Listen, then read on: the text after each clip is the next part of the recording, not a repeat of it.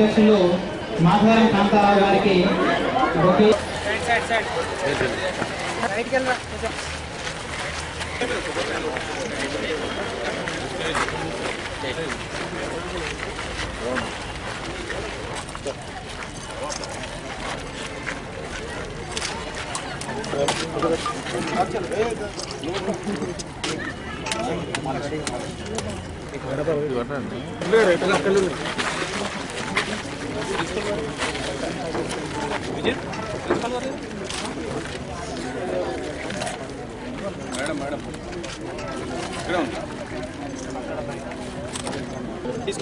తీసుకొని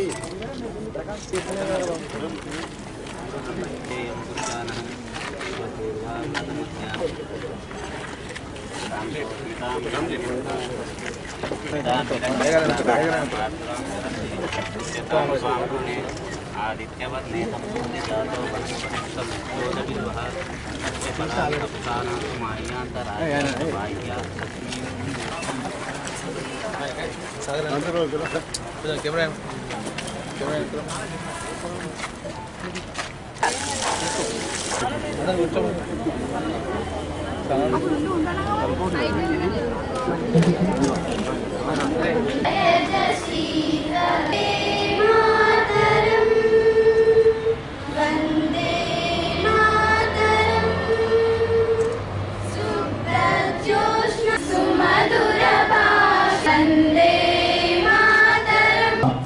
కళాశాలకు సంబంధించినటువంటి ప్రిన్సిపల్ హేమా మేడం గారు, కళాశాలకు సంబంధించినటువంటి teaching staff, non teaching staff, అదేవిధంగా ఇక్కడ వచ్చినటువంటి స్వచ్ఛ భారత్ నిర్మాణ్ వాలంటీర్స్, ఈ యొక్క కళాశాలకు సంబంధించినటువంటి స్టూడెంట్స్, బ్రదర్స్ అండ్ సిస్టర్స్, ఈరోజు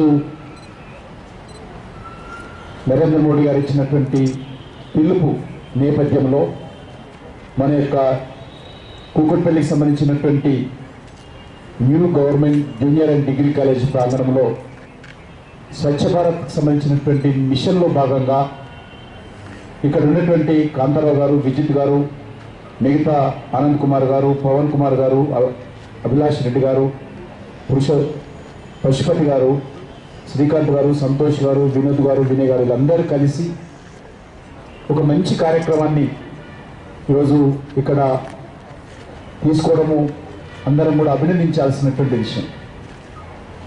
నరేంద్ర మోడీ గారు ఢిల్లీలోని ఎర్రకోటలో జాతీయ పతాకాన్ని ఆవిష్కరించి దేశ ప్రజలను ఉద్దేశించి మాట్లాడుతూ ఈరోజు దేశంలో ముఖ్యంగా పేద ప్రజలు విష జ్వరాల బారిన పడి, అనేక రోగాల బారిన పడి చాలామంది చనిపోతూ ఉన్నారు.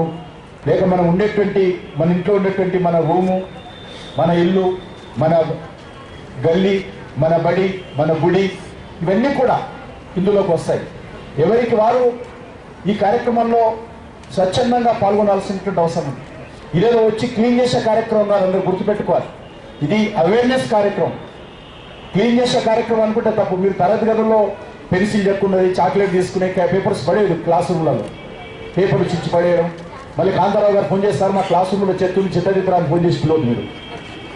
ఇది చెత్త తీసే కార్యక్రమం కాదు, ప్రజలను భాగస్వాములు చేస్తూ అవేర్నెస్ తీసుకొచ్చేటువంటి కార్యక్రమం. మీరు ఇందులో ఎంతమంది మేమైతే చాలా దేశాలు తిరిగి వచ్చాము. ఏ దేశంలో కూడా రోడ్ల మీద చెత్త ఉండదు, ఏ దేశంలో కూడా. ఎవరైనా కనీసం అగ్గిపుల్ల యూజ్ చేసిన తర్వాత చదువుతారు. హైదరాబాద్ లాంటి దగ్గర చాలా బీపీఎల్ ఫ్యామిలీ స్కూల్కి వస్తారు.